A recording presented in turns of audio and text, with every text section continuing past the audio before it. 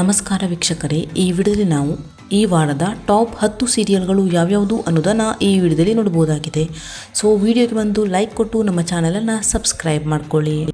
ಮೊದಲನೇದಾಗಿ ಟಾಪ್ 10ರ ಸ್ಥಾನವನ್ನು ಕಲರ್ಸ್ ಕನ್ನಡದ ಕರಿಮಣಿ ಸೀರಿಯಲ್ ಪಡೆದುಕೊಂಡಿದೆ.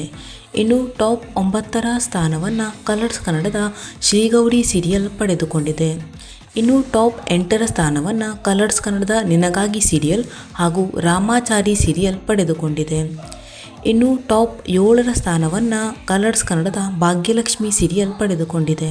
ಇನ್ನು ಟಾಪ್ 6ರ ಸ್ಥಾನವನ್ನು ಕಲರ್ಸ್ ಕನ್ನಡದ ಲಕ್ಷ್ಮೀ ಬಾರಮ್ಮ ಸೀರಿಯಲ್ ಪಡೆದುಕೊಂಡಿದೆ.